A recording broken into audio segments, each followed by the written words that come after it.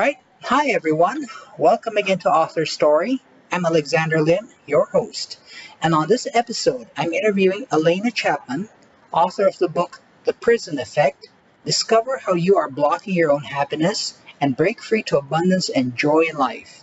And for those of you who are following along who are interested, you can go over now to the Amazon link in the description below the video and check out or get a copy of her book. So, Alena, welcome to AuthorStory. Thanks for being our guest. Oh, thank you for having me, Alex. This is very exciting. Cool. So, Alena, to start off, can you please tell us a little bit about yourself? What's your author story? Well, people have kind of coined me as the master manifester. Hmm. And I'll tell you, it's a very cool thing because I do manifest things in my life, and I have had very good success with that.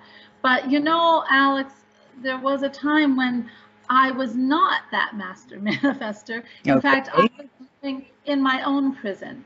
Mm-hmm. And when I found that it was too much and I was just so unhappy with where I was, Mm-hmm. I ended up on a country road looking up at the universe saying, I want a happy life. I want my happy life back. I want to be happy. I want it now. And it was that definite intention that you're setting up there. And I'll tell you, the very next day, I went into a bookstore and there was this little pamphlet book on the table saying how to have a happy life. Mm-hmm. And my emails started filling with people who could help me. And I eagerly read the books, took from the people that I could, and I started to create a very happy life. And from there, I started to teach. I started to teach through the court system here in my hometown. Mm-hmm. I taught everyone. I taught people in gangs. I taught doctors. I taught lawyers. I taught manufacturing people. I taught farmers. Everyone you can think of. And every single person was bettering their life. They were coming happier. They were starting to change things. They were starting to manifest their own lives. And I thought, okay, we've got something here. I've got to get this out to the public because this is big. So that's what led me to start writing books and to start my business, helping others, and then that was coined. I got coined the Master Manifester. All right, cool. Which is fun. I love the name because that's what I do. But the book itself gives you the tools that I used to create my life. And am I happy now? Yes. And I have a very happy life. So what more could you ask for when you feel that happiness and that joy and that success, you know? Yeah, true. I mean, a lot of us are searching for happiness and joy in our lives, and not everyone gets it. I mean, let's face it. No. Well, because I think they're just kind of spinning around in that place that we call it the comfort zone. And it's hard to step out of that comfort zone into something you don't know. The Prison Effect, the book itself, helps people in a lot of ways. It's a different kind of book. In the very beginning, it even gives this wonderful chart, and I love it because it's you can pinpoint where you are. See, many people don't know where they are, and so this is called the Personal Control Blueprint. And you can actually look on it. It's a diagram, and you can look on it and read about it and then say, I'm right here. I'm blaming a lot of other sources for my unhappiness. Now I have a choice. What do I want to do with that? Do I want to stay there? Or do I want to start reading more and learn some tools, or ask Alena or somebody I know who's happy how to step out of that? And it's a choice. But when you make that choice, it opens your world. When you try to take that foot and step out of that door, of that comfort zone. But you need to know where you're at. A lot of people don't understand. I kind of recognized it because I found that, okay, I have 3 kids. So I would drop them off at school, and then I'd talk to the other mothers, and all we would do was complain. I would leave that group feeling so yucky. You know what I mean? And then you'd go home and you're complaining, or you're just thinking of all the stuff you have to do. There's no point of just feeling excited or feeling like there's a challenge that you can conquer, or that you're just seeing the clouds, looking up at the sky and saying, how beautiful is this day? There's none of that. And when you start noticing that you have to make a conscious effort to say, boy, there's just no up in my life today. There's no real feeling exuberant, no feeling that this world is a really cool place. And that's when you can start setting into motion to the universe, I want to be happy. Why don't I have this exuberant life? You know? Mm-hmm. It takes a wake-up call. That's what I'm trying to say. Okay, got that. So it occurs to me then that, you know, people don't want to be happy. Is this correct, or are they just used to not being happy? Ah, that's a fantastic question. A lot of us are not used to being happy. Earl Nightingale, I don't know if I'm sure you know Earl Nightingale. Mm-hmm. He was the grandfather of so much self-help, and he was on the radio, and he used to say that conformity is a disease. And if you go out and you ask 50 people why they go, the most common answer you will hear is because they're supposed to. Mm-hmm. And they don't see that there's any other reason. They don't see they're in a conformity state. And because everybody else is doing it, it must be okay for them. Mm-hmm. And it's not our fault. I mean, let's think back. Let's really think back. From the time we start walking, Mm-hmm. from the time we start even doing anything as little babies, we're told what is acceptable, what's not acceptable. Mm-hmm. Now, that helps makes everybody's life really nice, but it is conformity. Right. Then you go to school and you have to answer the question in a certain way. You have to play in a certain way. You have to be like everybody else, and especially if you wear uniform. And there is a sense of conformity. And you go through this conformity for a majority part of your life. And then all of a sudden you get out of college, you have to create your life. And if the so-called job you planned on doesn't work out, that's even more of a throw into the world.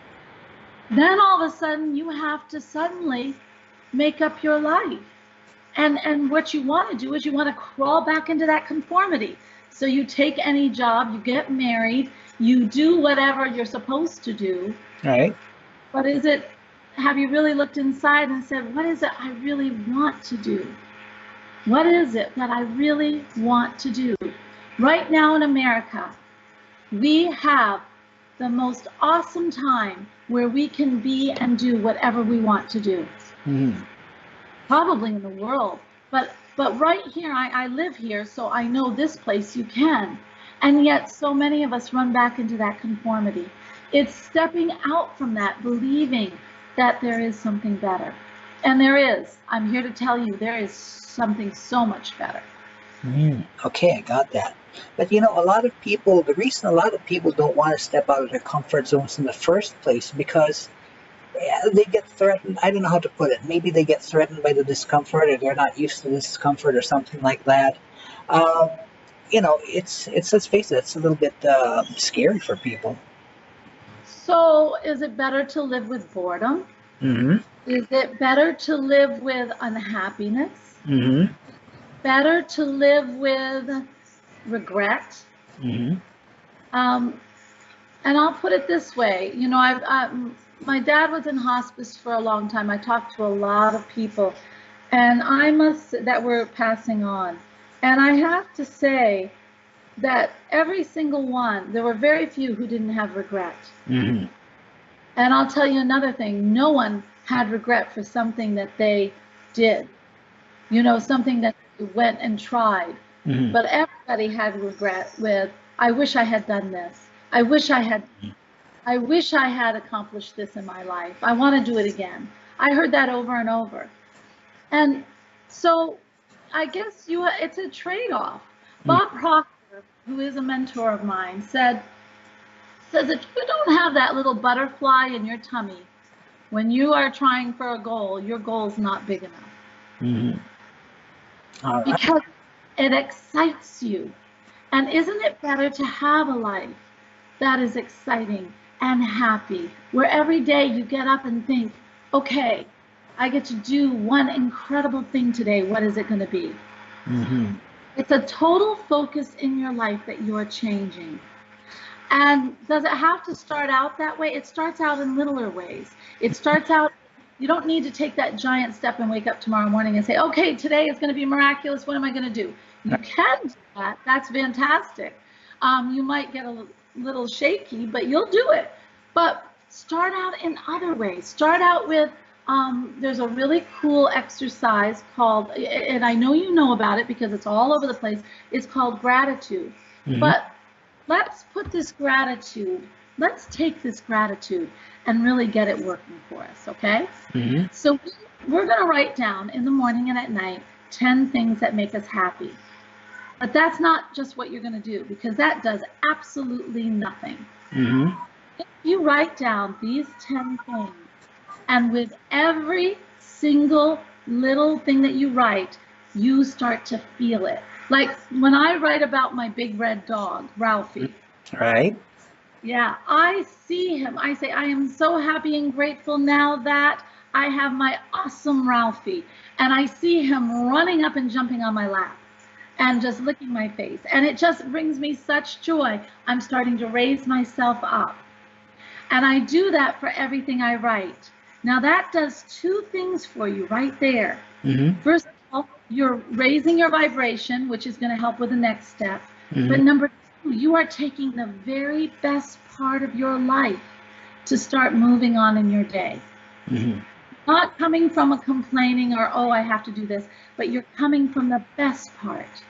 After you're done doing your 10 things, then you go and you sit for a minute and ask for guidance from God, the universe, whatever is your belief, but you ask for guidance or just peace. Mm-hmm. And then you send loving light to any person or situation that is bothering you. Mm-hmm. Okay? Okay. Now that exercise can move mountains because you're coming from the best part of your life. You've raised your vibration. You feel the source of something higher than yourself. And you're also feeling good that you have sent light to something that has not really been your best bet. Mm. Then during the day, do 3 things during the day. 3 things that up your day, something you like. Like when you're putting on makeup or you're washing your face, dance in the bathroom.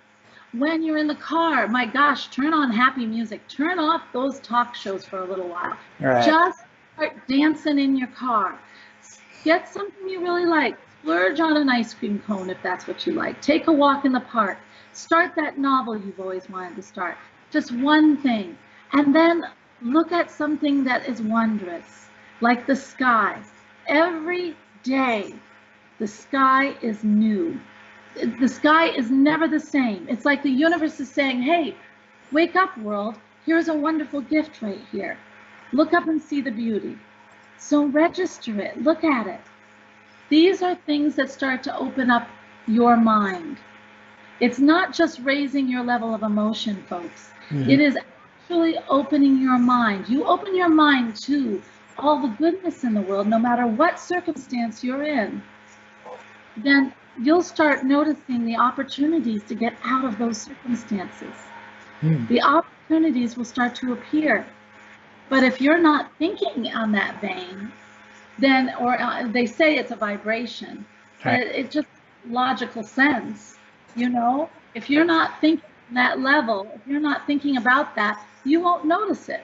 Mm-hmm. You notice the opportunities, and that's why you stay stuck. Mm. Okay, interesting.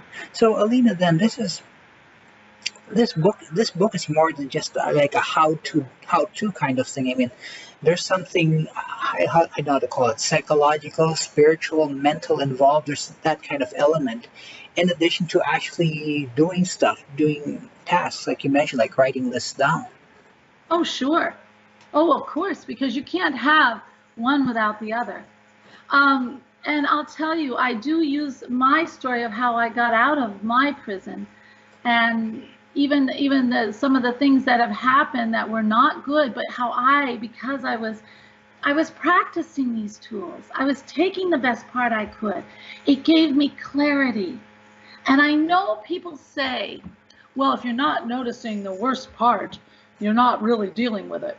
But you know what? I'll tell you what, you are dealing with it. You are dealing with it. It gives you clarity to know what is the smoke and what is real.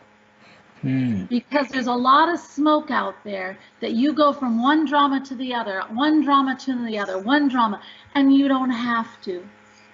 And you have to see what's important in your life, where you want to go, who you want to be, and a little bit on a few of the steps on how to get there.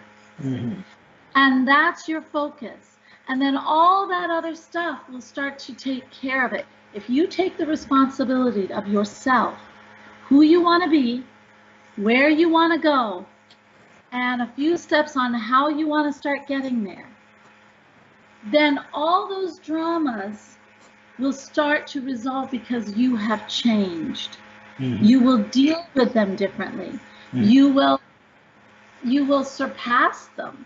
And you'll also know what's important and what is not important. And that's how I got through some very difficult parts of my life. And all I kept saying was, I want the betterment for all. I want the betterment for all. Okay, cool. I got that. So, Alena, is there sort of like a tipping point here? You know, like maybe someone's been doing this for some time. Is there a moment when they realize, yeah, I mean, this stuff's really working? Yeah. I'll tell you, yes, there is. Number one, you'll start seeing that tipping point when, oh, Alex, you know, it really does happen. And people will say, oh, yeah, right. But no, it really does. You remember when I said opportunities start to appear in your life? All right. You'll start to see things just start coming into your life because you're on that, we'll use vibration. All right. You're on that level of vibration. You are on that frequency. You are tuned in to those opportunities and that beauty of life. And before you know it, we call it synchronicity. You'll start to see things happen that you're thinking, how could that happen? How could that happen? Then you know that you're starting to get somewhere. You'll see people who suddenly appear in your life who want to help you further. You'll start to see it's synchronicity. And it's because you're focusing on your goal or where you want to be, or you want to be happy, whatever it is. You're noticing the beauty in life. You're going for the goodness, and it starts to happen. That's when it suddenly clicks and you think, my gosh, there is so much. This is my coin phrase that I love. I always say, change your perception and you watch the magic of the world unfold. Okay, nice. So, okay, got that. So perception then, that is definitely one aspect to getting to a life of joy abundance. And I guess you also mentioned gratitude. Are there other things involved, or, you know, things that, I don't know how to put this, like things that we do or mindset that we attain to help us get to that place of joy and abundance? Yeah. See, it is all about you. Your world is about you. What goes on inside of you and how you think is how your world is perceived. Really, that's what it comes down to in a nutshell. Okay. So, and do this, and for everyone out there who's listening, do an experiment. I never take anything for what someone just says. I always try it out. Okay. Here you go. So try this. All of us have a place we always go to, whether it's a coffee shop, a store, or whatever, or your office. Go in with one kind of attitude. You know, where you're grumpy or where you're feeling not right, and see how people start to respond to you. See what happens in that day. And then go in raising your vibration, feeling good about life, doing things that really up your happiness level, really do it big time, and then go into that same situation and watch what happens. Not just the people, but everything. It's one perfect example of this is I had a friend who we came out of the building at the same time, and I looked up at the sky because I do look at the sky, and I saw an X in the sky, and I said, "Oh my gosh, look at there's an X in the sky." And my friend turned to me and she said, "Oh no, it's a curse." Okay. Goes, "Oh my curse! It's going to be a horrible day." And I looked at her and I said, "What are you talking about? It's a kiss. You know, it's an O's. It's a kiss from the universe. This is going to be a fabulous day. This is going to be a blessing." And she said, "Oh, you cockeyed optimist," because she did think I was a cockeyed optimist. Okay. So then we both went to our separate jobs. During the day, I call her and I say, "So how are you doing?" "Oh, this day is awful. The printer broke, my computer's not working right. I had to walk 3 blocks to deliver this. This has been a horrible day." And then she asked how my day was. And I said, "Well, geez, I've had a really cool day." You know, I have I've gotten out of the office. I've gotten to do some errands. I have been able to do this. I mean, you know, everybody is happy. I even got to do some extra things that I wanted to do. It's been a great day. And she just went, "Huh." But see, it's perception. Right. Perception. It's how she walked into that office. It's how she made her day, all because she thought that X meant that it's going to be a horrible day.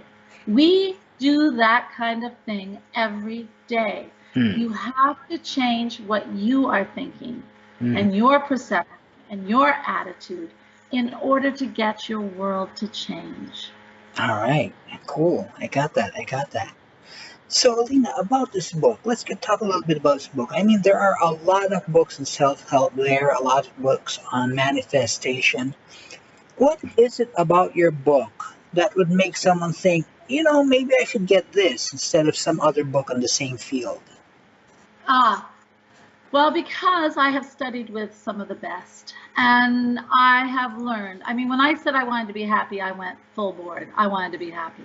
And this book, number one, I told you, number one, you can point to where you're stuck, which is very, I wish I could have done it at my time. But then the other, because there was no book out there like this. Right. And the other thing I really loved is that there's 2 things that you're going to love. You're going to learn why your mind works in a certain way. Because I believe very firmly, if you understand what's really happening, then you have the power to alter it or change it if you want. And so I teach people about the conscious mind and the subconscious mind and how to change those old beliefs. And I go into depth with diagrams and everything else on that. But it's not a heavy read. People have said that it's like sitting across the table talking to me. So that's a conversation style. It's very easy to read, but yet it touches such deep things, deep concepts. And that's sort of what I'm sort of known for, and the book shows it. So people, I remember when I was stuck in my prison, I tried to read some books, and I'd get to the end of the chapter, and I think, what in the heck did I just read? Right. And this book is not that way. And you will read it, and you'll think, oh my gosh, okay, oh my gosh, I can do this. Because I am known to take these very ethereal tools, and I bring them down and help them work it into your life. You understand why you're doing it. You're also understanding how to use it to your best benefit. And that's what this book is different than all the other self-help books. It's like reading something just for you. All right, cool, great. So, Alena, let's say you met up with someone who is trapped in the space of unhappiness, you know, really not happy with his or her life, and you had only enough time to tell this person one thing about, you know, kind of like how to switch or how to manage their lives. What would be that one thing you would tell that person, and why? Okay, I would tell them to go for anything that changes their perception about their day. Mm-hmm. They take the self-responsibility to really make their day beautiful, and then go from there to start changing their life. Mm-hmm. Because to give them a tool, one tool, the tools all work together. Right. But that starts the mind to curiosity. How do I make it a beautiful day? How do I, and then that will start the learning. Mm-hmm. And once you learn, you can't go back. You just want more and more and more. Mm-hmm. Yeah. Okay. So Great. that's what I would tell them. Yeah. All right. Fantastic. Okay, cool. So, Alena, where can listeners learn more about you, the book, and its subject matter? Is there like a website they can go to, something like that? Yeah. Well, first of all, I have a special landing page just for the book. And I do offer on that landing page, I offer some wonderful gifts. So if you buy a book, there's a gift. If you buy 2 books, there's another gift. These gifts are really nice. So I would go there first if you're going to get the book. And it's called theprisoneffect.com. It's the title of the book, theprisoneffect.com. If you want to learn more about me, my gosh, I'm everywhere. AlenaChapmanLife.com is my website. Mm-hmm. And then I'm also on YouTube. Mm-hmm. I'm on Facebook, Alena Chapman. Mm-hmm. YouTube has a lot of videos. I also, on AlenaChapmanLife.com, I have a lot of videos and blogs and all that wonderful stuff. So, yeah, those are the ways to get a hold of me. Okay, cool. I got that. So, Alena, in the last few minutes of this interview, are there any last words of wisdom you'd like to share to inspire our listeners? Oh my gosh. Yes. Okay. You never ever know the awesome life you can have if you don't try to have an awesome life. Mm-hmm. You have to try.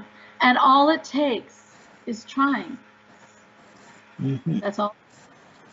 All right. Well, great words of yeah, great. Those are very great words of wisdom right there. Cool. You're welcome. Nice. Yeah. All right. Well, thank you. Thank you for having me, Alex. Well, you're welcome. And so then I guess we're moving to the closing then. The book is The Prison Effect. Discover how you're blocking your own happiness and break free to abundance and joy in life. The author's our guest, Alena Chapman, and you can find her book, as she mentioned, on the book's website, theprisoneffect.com, and you can also find it on Amazon. So, Alena, thank you very much for your time. Thank you very much for being an author story. It was very, very insightful having you here with us today.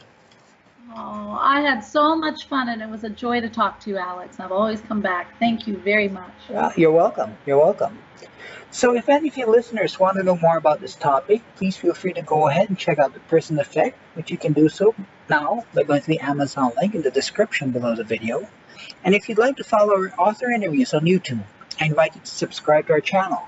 So bye for now, everyone. I'll be back on Author Story Weekly interviews with another inspiring author.